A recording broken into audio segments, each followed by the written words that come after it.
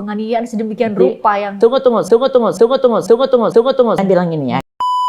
Ini undang semua jujur aja. Jujur. Waktu malam itu kan ribut sama Eki kan, anak sampiran. Dikejar sampai flyover. ya. Singkat sekali mereka sudah ngaku karena itu semua orang bilang kok cepat ya dan Makanya tidak ada diduga ada pukulan. kekerasan. Tidak ada.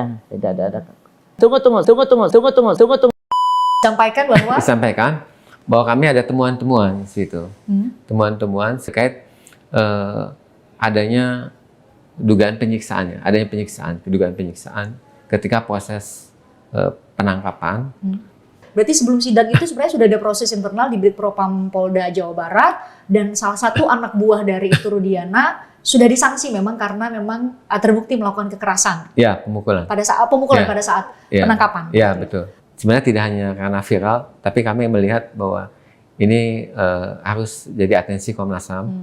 Nah, karena tadi situ ada dugaan pelanggaran HAM situ, sehingga kami lebih intens ya melakukan pemantauan. Tadi melakukan pemeriksaan terhadap saksi-saksi fakta ya situ. Nah, yang dilaporkan itu siapa? Bapak Rudiana. Jadi ini jangan salah tafsir ya, bukan masalah kode etik, bukan. Oh, bukan. Ini KUHP. Jadi ini laporan pidana yang sudah dilakukan oleh Bapak Rudiana terhadap 8 terpidana. Gini loh, saya tahu peristiwa di 2016 ini ada oknum yang secara luar biasa membuat perkara ini menjadi gelap gulita.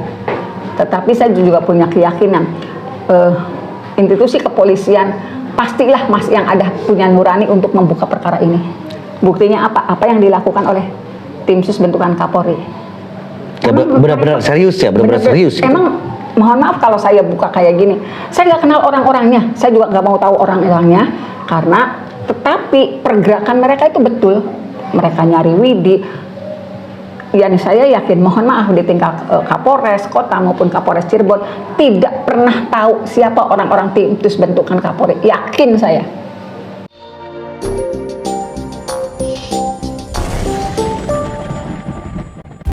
Hai, Assalamualaikum warahmatullahi wabarakatuh. Apa kabar kalian hari ini? Saya doakan kalian dimanapun berada selalu diberikan kesehatan. Dan terima kasih bagi yang sudah like dan subscribe. Semoga kalian dilimpahkan rezekinya dan dilancarkan usahanya. Amin. Oke, seperti biasa, saya akan membawakan berita-berita viral, update dan panas tentunya. Dan tanpa harus berlama-lama, kita langsung saja simak video berikut ini. Hai Lemonas, udah subscribe belum? Kalau belum, awas lo ya. Jombet lo, hahaha. Ini Undang semua jujur aja. Jujur. Waktu malam itu kan ribut sama Eki kan, anak sampiran. Dikejar sampai flyover. Jadi ketika di persidangan ada cerita bahwa ada penganiayaan sedemikian rupa yang Tunggu. Saya bilang ini ya. Kita lihat jamnya ya. jam 2 Jam 4 ya. dibawa. Terus dia tuh di narkoba itu mereka udah ngoceh-ngoceh sendiri, udah ketakutan sendiri. Ngoceh ini maksudnya sudah mulai cerita versi asli. Versi yang bahwa benar mereka melakukan pembunuhan itu. Kan mereka nanya apa dulu kamu lemparin batu apa kan sesuai dengan yang itu, terus mereka bilang terus kenapa sampai begini, ya biasalah namanya mereka penyidik kan ngerti. Tapi di ruang narkoba itu hanya nggak lebih dari 30 menit ya. Singkat ya. Singkat sekali mereka sudah ngaku karena itu semua orang bilang kok cepat ya dan Makanya tidak ada diduga ada pukulan. kekerasan. Tidak ada. Kalau ada kekerasan kan ada foto, ada videonya. Kita video loh. Kalau foto kan bisa disetting. Kalau ini video. Dan kemudian dan video itu pernah bukan novum, video itu pernah diputar waktu persidangan. Jadi hakim udah Pengadilan percaya. negeri tingkat pertama nih 2016 ya. Jadi udah basi lah kalau saya cerita lagi. Dan mereka Tapi ini nggak basi loh, Prof. Ini baru loh, Prof. Kalau memang Prof punya video. Memang ada video. Karena kan cerita saat ini karena ada peninjauan kembali ya, Prof. Maka kan kemudian publik kan punya kesempatan tuh mendengar dari versi cerita bahwa terjadi penganiayaan. Dilihat sendiri. Oke, banyak pertanyaan-pertanyaan netizen yang kok Bu Titin panggil di Mabes Polri dikirain netizen itu mungkin dikirain dengan adanya somasi dari Elsa Sharif atau memang Fitra yang sudah somasi Ibu. Apa sih Bu sebenarnya yang terjadi di Mabes Polri, Bu? Jadi kemarin tuh saya menerima panggilan karena Pak Jutek Pongso dari Peradi itu pernah membuat laporan mengenai pasalnya banyak banget ya. Ada pasal, saya takut salah nih nanti ngomongnya salah lagi. Pasal 422, kemudian 351, 333, 335, kemudian 242. Untuk gambarnya gini lah. Kalau 422 itu pegawai negeri yang memakai menggunakan penyiksaan kepada orang lain untuk memberikan keterangan. Gitu. Keterangan apa sih? Keterangan yang dia inginkan, pengennya seperti itu. Gitu. Itu pasal di 422. Nah, yang dilaporkan itu siapa? Bapak Rudiana. Jadi ini jangan salah tafsir ya, bukan masalah kode etik, bukan. Oh, bukan. Ini KUHP. Jadi ini laporan pidana yang sudah dilakukan oleh Bapak Rudiana terhadap 8 terpidana.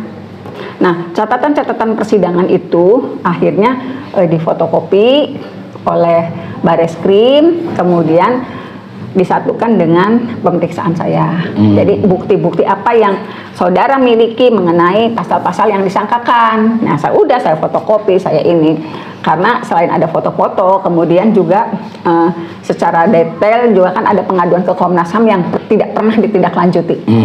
Konyol banget kalau pada tahun 2016 pada tanggal 13 September tidak ada peristiwanya, saya melaporkan ke Komnas HAM, kan konyol banget. Iya. Gitu loh. Nah, itu juga apa sih uraian yang saya sampaikan ke Komnas HAM di 16 September 2016 itu semua dicantumkan, kan ada di situ. Nah, itu fotokopinya difotokopi oleh Bareskrim, kemudian disatukan dengan berkas. Jadi sebetulnya apa yang saya sampaikan kemarin itu walaupun mungkin karena kan tetap berdasarkan pertanyaannya. Betul. Tidak 100% bisa merangkum secara keseluruhan, tapi saya yakin ada 70%-nya sudah bisa terakomodir dari pasal-pasal yang dituduhkan, yang diduga dilakukan oleh Bapak Rudiana. Biasanya setiap pasal dicantumkan ketika dikenakan oleh orang tersebut, Bu ya. Ada pasal-pasal pamungkas biasanya nih yang ini pasti akan ketembak dengan pasal ini nih. Saya sih ngelihatnya di pasal 333 ya, 33. Perampasan kebebasan. Iya, karena itu betul-betul 7 terpidana ini sekarang diancam hukuman seumur hidup. Gitu loh. Itu sebabnya melalui Pradi mereka melakukan upaya PK kan, karena untuk pembuktiannya kan sudah jelas di persidangan PK. Nah, dan pembuktian di persidangan PK itu juga menceritakan bagaimana di pasal 333 itu bagaimana saat itu Bapak Rudiana bersama anggotanya melakukan penangkapan. Setelah mereka ditangkap tanpa pemberitahuan kepada orang tuanya, kan sudah nggak ketemu lagi tuh. Nah, itu perampasan. Walaupun kata Pak Rudiana bahwa bukan ditangkap tapi diamankan. Diamankan kagak pulang-pulang. Berarti di Mabes Polri itu hanya menerapkan pasal-pasal dan juga bukti-bukti per pasal berarti ya, Bu ya? Dan yang kita akan kumpas hari ini adalah setiap pasalnya dan buktinya, Bu ya? Iya. Yang menguatkan pasal tersebut dikenakan oleh Pak R itu? Iya.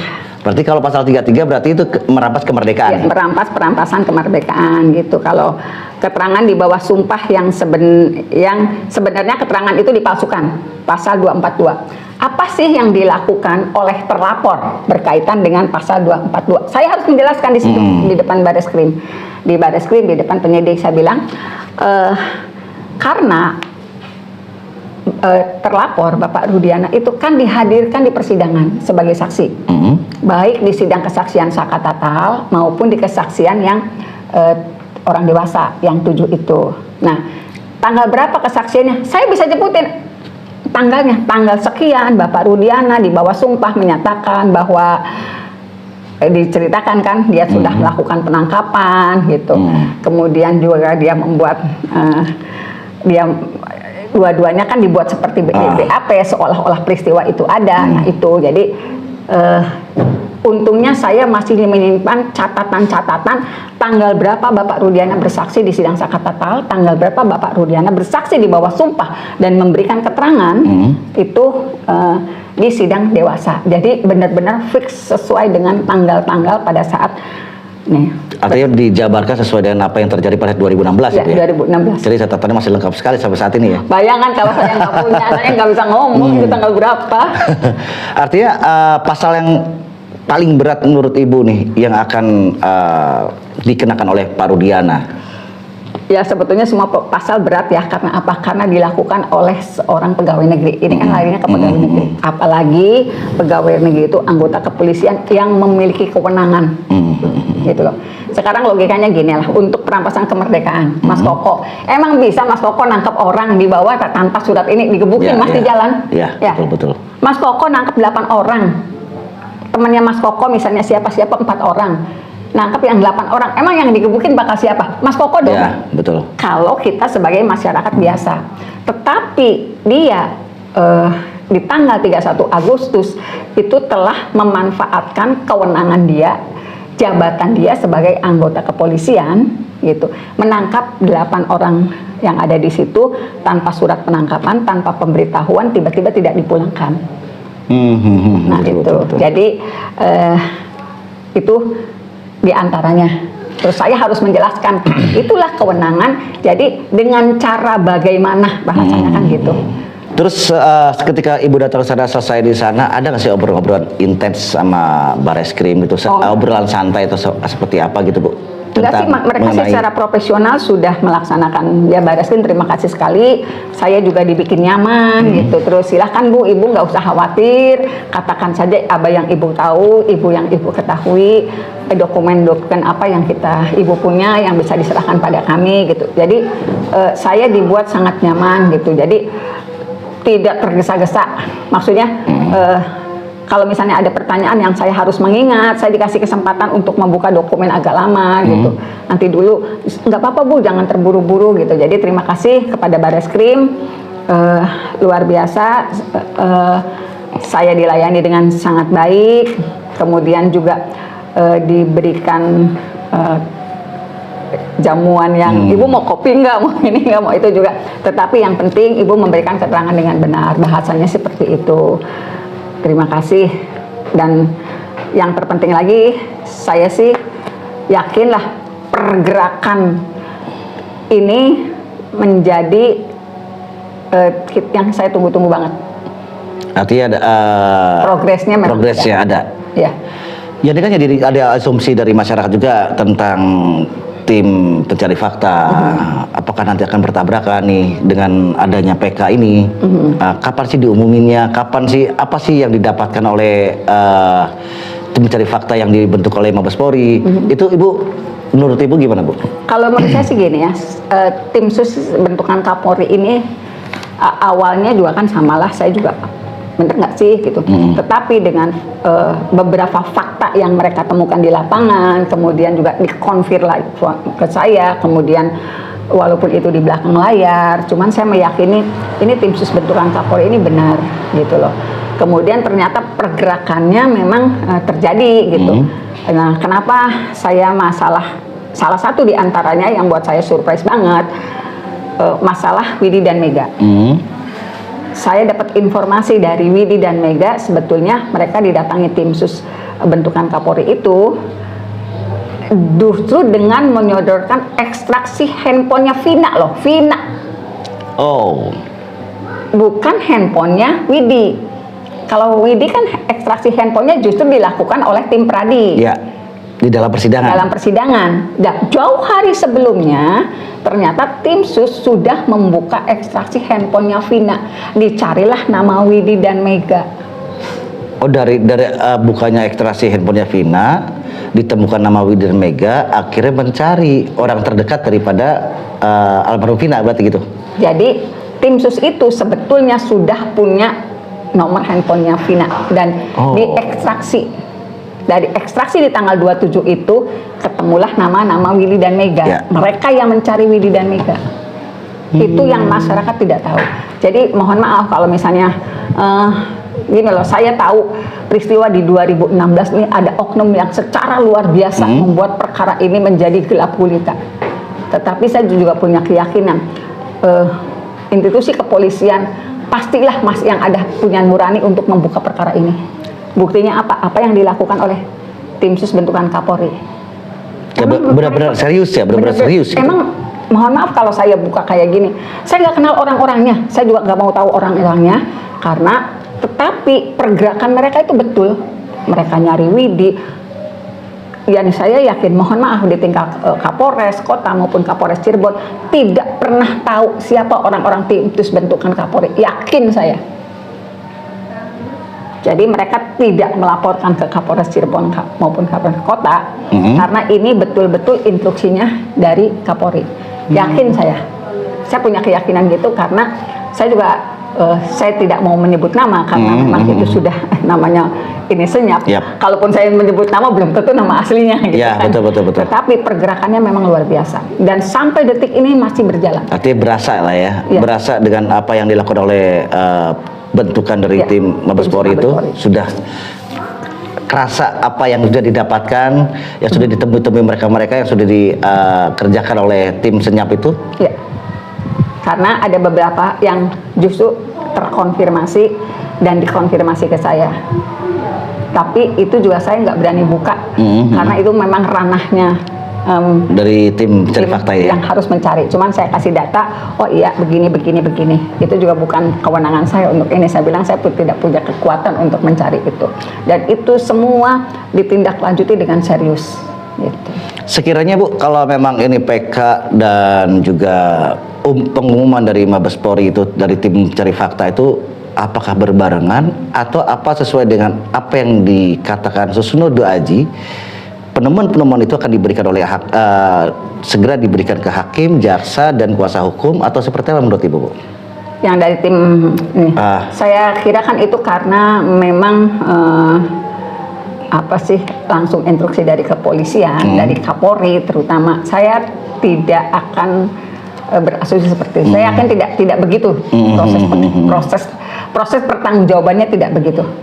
Tim sus bentukan Kapolri itu pasti bertanggung jawab langsung ke Kapolri. Hanya saja karena prosesnya sedang sidang PK, telah sidang PK dan menunggu keputusan Mahkamah Agung gitu.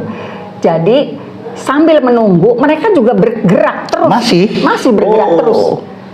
Karena apa? Saya yakin semua juga nonton persidangan di sidang PK. Semua. Dari situ paling tidak pasti kan ini ada temuan-temuannya akan ada disinkronkan. Termasuk misalnya karena semua yang diceritakan itu adalah kecelakaan berubah menjadi pembunuhan dan pemerkosaan karena adanya Linda yang kesurupan. Yakin udah ditindaklanjuti, nggak mungkin kalau nggak ditindaklanjuti. Kalau menurut saya, karena semua orang juga kan masa sih gitu, apalagi tim sus yang harus bertanggung jawab ke Kapolri untuk membuka tabir di 2016 ini ada apa. Saya mau ke yang 2017 karena kalau dia di Google kita cari di berita ada keterangan Bang Uli cerita bahwa ada para terpidana ketika itu yang meminta perlindungan ke Komnas HAM, mengadu ke Komnas HAM ketika itu 2017. Tapi pasca 2017 ketika Komnas HAM meminta klarifikasi ke Polda Jabar, adakah proses yang dilakukan baik oleh Komnas HAM dan oleh Polda Jabar sendiri atau Mabes Polri ketika itu 2017? Nah, aduan 2016 ya, bulan September, kuasa hukumnya ngadu ke Komnas HAM terkait dua hal. Pertama terkait dugaan terbatasnya akses bantuan hukum kepada para tersangka ya. Ini 2016 itu September ya? September, ya. Kejadiannya kan Agustus akhir. Nah, September pertengahan kuasa hukum Saka Tatal, Bu Titin dan Pak Sudirman mengadu ke Komnas HAM gitu. Nah, kemudian Komnas HAM melakukan klarifikasi, baru bulan Februari mengirimkan surat ke Bitpopam. Karena waktu itu lagi proses etika, sidang etika di Bitpopam. Bulan Februari 2017? 2017, betul, ada etika. Oh, sudah ada sidang etik? Sudah. 2017? Betul, komunikasi. 2017 atau 2016? 2017, bulan Februari 2017. Dan kami sudah meriksa juga, konfirmasi ke Bitpopam, Polda Jabar, dan juga Popam, unit Popam ya, di Polresta Cirebon. Waktu itu bulan Juli lah seperti itu. Juli Juli 2017. 2024 ini. ya 2024. Oke. Karena kami buka-buka dokumen lagi, ternyata memang ada surat ke Bidpropam. Jadi kami menindaklanjutinya tahun 2024 gitu, bulan Juli kami konfirmasi. Jadi surat 2017 ditindaklanjuti lagi 2024 Betul ini. ya, kami melakukan penyelidikan dan juga setelah minta keterangan pada 7 yang menjalani hukuman di rutan sama LP di Bandung. Nah, dari keterangan mereka juga terkonfirmasi mereka pernah diminta keterangan sama Bidpropam, Polda Jabar dan unit Propam di Polresta Cirebon. Kota. Waktu itu tahun 2017 juga gitu. Sekitar bulan Januari ya, sebelum persidangan. Mungkin ada proses penyidikan dari Bidpropam. Nah, baru tadi menjawab juga bahwa ini Komnas HAM juga melakukan penyelidikan atau pemantauannya tahun 2017 sampai awal Agustus. Nah, kami sudah mengeluarkan laporan sebetulnya dan juga rekomendasi terkait pemantauan pembunuhan Vina dan Eki sebetulnya. Muhammad Rizky. Hasilnya waktu itu apa? Nah, hasilnya kami sebenarnya sudah dikonversikan juga. Bulan September itu kami konversi pers. September 2017. 2024 ya, ini. pertengahan. Karena kami kan setiap semester mengadakan konferensi pers ya. Disampaikan bahwa kami ada temuan-temuan situ. Temuan-temuan sekitar minggu ketiga September waktu itu ya. 2024 gitu. Nggak lama ya. Bahwa temuan pertama memang terkait adanya dugaan penyiksaan ketika proses penangkapan dan penyelidikan serta menjalani tahanan gitu. Tahanan di Polres Cirebon akhir Agustus sampai awal September. Kalau penangkapan kan kalau dilihat dari karena itu sudah terbuka dan diikuti oleh publik ya, Bang Uli. Proses penangkapan kan dilakukan oleh Ibtu Rudiana dan beberapa bawahannya ketika itu. Berarti di dalam tahapan itu juga ada dugaan kekerasan dialami oleh para terpidana. Berdasarkan putusan sidang etik Bidpropam, waktu itu ada pemukulan gitu dari salah satu ya. Bukan dari Pak Rudiana, tapi dari salah satu anggota unit narkoba. Dan sudah sudah diputus komisi etik. Sudah dihukum. Sudah itu kapan, Bang? Itu 2017 bulan April. Nah, kami sudah konfirmasi ke Bidpropam juga dan kami sudah mempelajari putusan sidang etiknya. Nah, menarik nih, berarti 2017 itu pas sebelum sidang, kalau gitu ya, 2017 kan April ya sidangnya mereka ya. Berarti sebelum sidang itu sebenarnya sudah ada proses internal di Bidpropam Polda Jawa Barat dan salah satu anak buah dari Ibtu Rudiana sudah disanksi memang karena memang terbukti melakukan kekerasan. Ya, pemukulan. Pada saat penangkapan. Ya, betul. Pada saat proses sidik. Nah, pada proses sidik waktu itu ada bantuan hukum ya.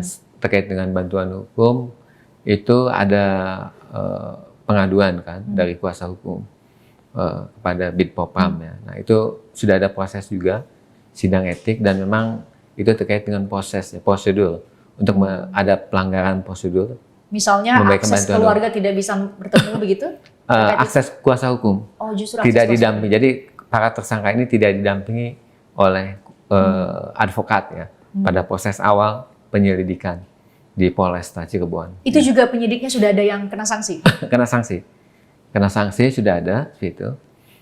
Ini penyidik yang di Polres Cirebon Kota atau di Polda Jabar? Di Cirebon Kota. Kan proses penyelidikannya waktu itu di Polres Cirebon Kota sekitar akhir Agustus sampai awal September ya? 2016 ya. Baru kemudian dilimpahkan ke Polda Jabar ya.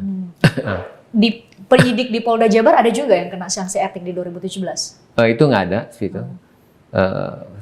Kemudian yang berdasarkan putusan sidang etik itu juga memutuskan terkait dengan petugas tahanan tahti gitu ya. Petugas tahanan di Polresta Cirebon karena waktu itu juga ada pemukulan.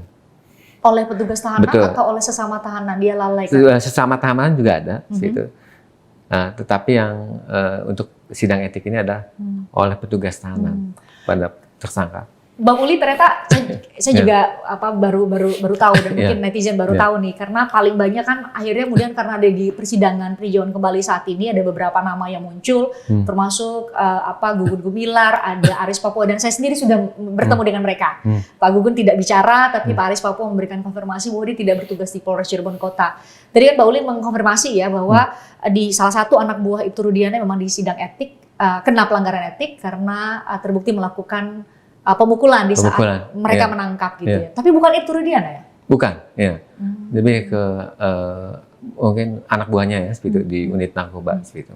Oke, itu 2017 ternyata terkonfirmasi sudah ada sidang etik dan beberapa memang sudah sanksi dan sudah menjalani hukuman ketika itu. Betul, beragam lah ya karena pelanggaran etik.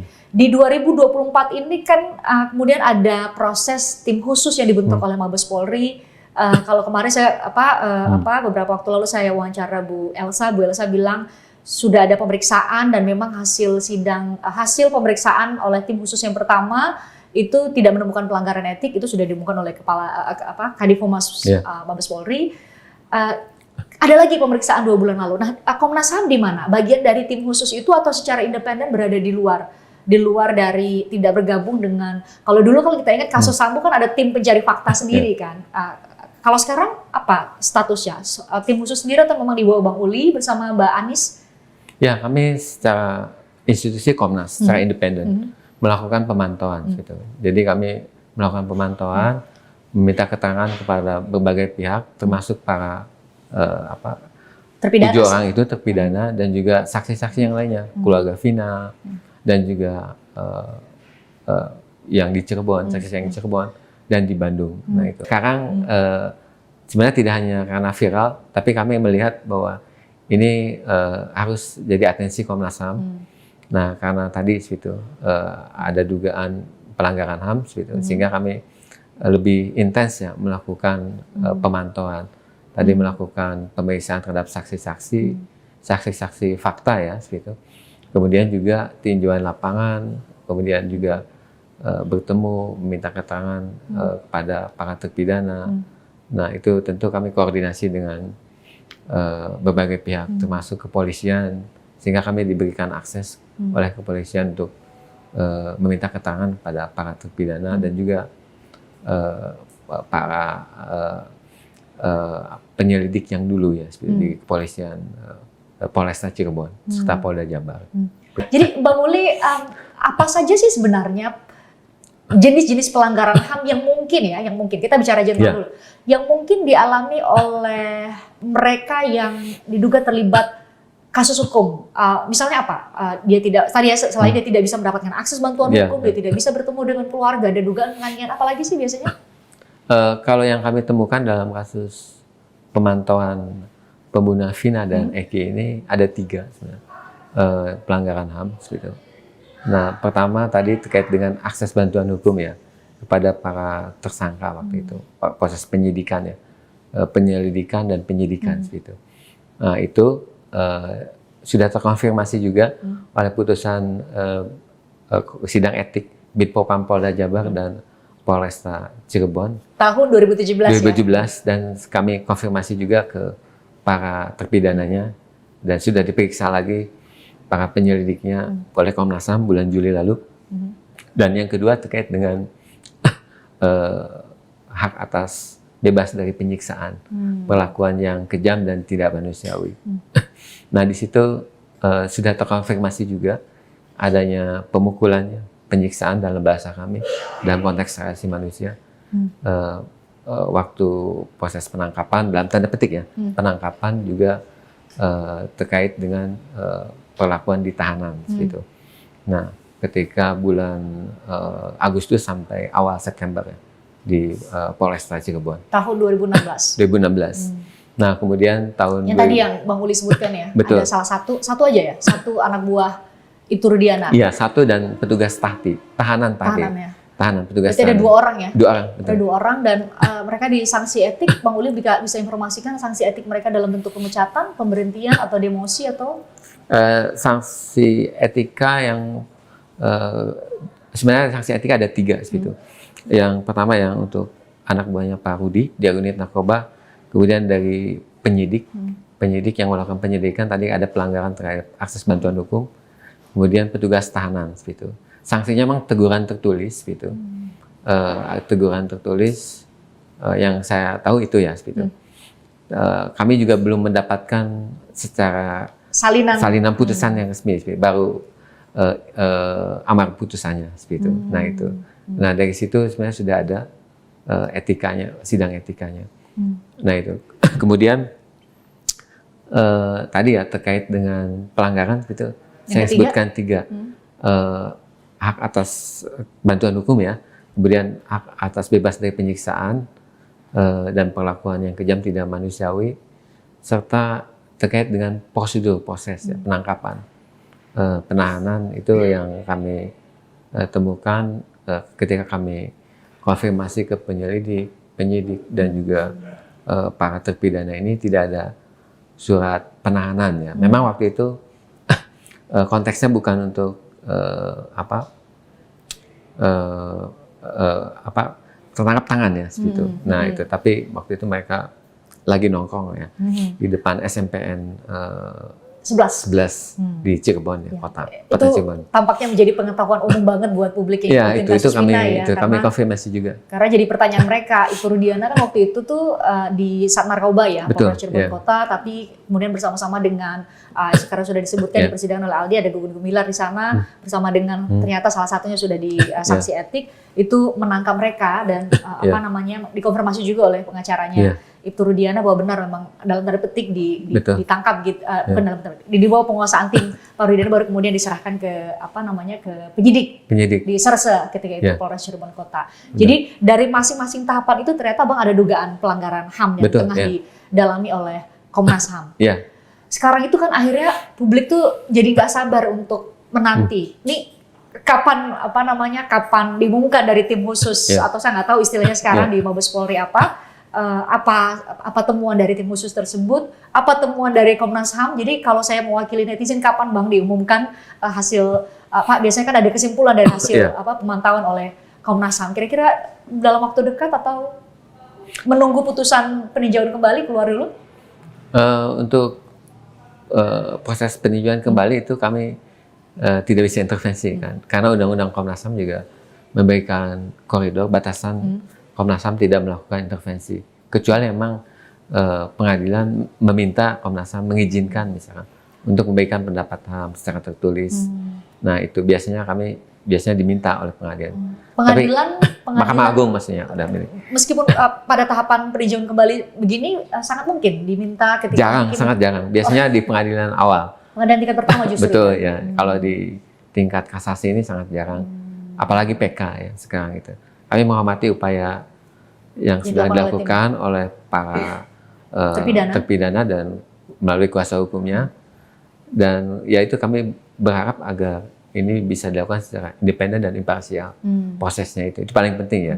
Mengenai substansi ya kami serahkan pada termasuk independen dan imparsial itu termasuk Komnas HAM sendiri mencoba tidak sampai jangan sampai mempengaruhi atau dipersepsikan mempengaruhi proses sidang dan apalagi putusan yang akan diambil oleh Hakim Agung ya yang akan memutus peninjauan kembali. Apakah itu juga menjawab sekarang pertanyaan saya sering WA ke Bang Uli, saya bilang Bang kok nggak ada ya? Tadi saya bilang jejak digital ini terakhir Komnas HAM bicara ke publik itu bulan Juni, bahkan terakhir ada di bulan Juli ya, Juli baru ada kemudian beritanya begitu ya, jejak digitalnya.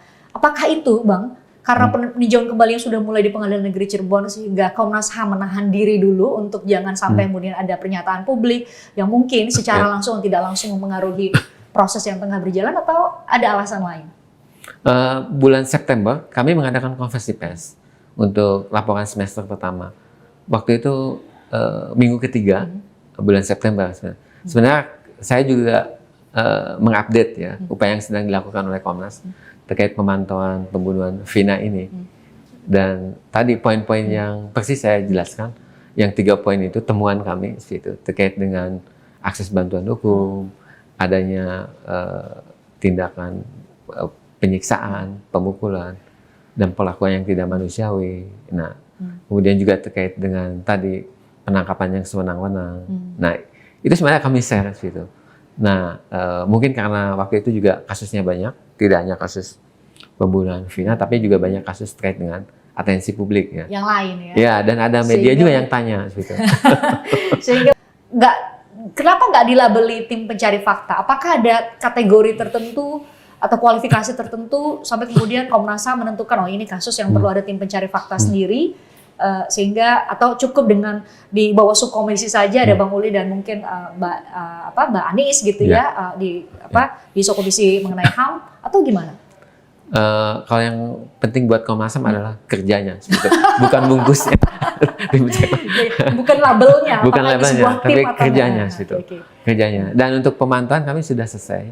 Sudah selesai? Sudah ada kesimpulannya kalau gitu? Sudah, yang tadi saya jelasin 3 hal itu. Ditemukan? Ya ditemukan, penemuan kami Berarti itu. tiga-tiganya tadi yang Mbak Uli bilang bahwa ada Yeah. penangkapan secara sewenang-wenang, Yeah. Pembatasan akses terhadap bantuan hukum. Yeah. Tadi yang ketiga apa Bang? Pembatasan Terkait dengan penyiksaan. Dan penyiksaan selama Yeah. proses hukum itu Yeah. terbukti menurut Komnas HAM? Ada seperti itu. Ada? Ada bukti kan kami. Tadi kami konfirmasi dengan para Tadi terpidana dengan hasil putusan hasil sidang etik juga di Bidpropam. 2017. Ya, itu. 2 bukti itu kan sudah kuat. Oke.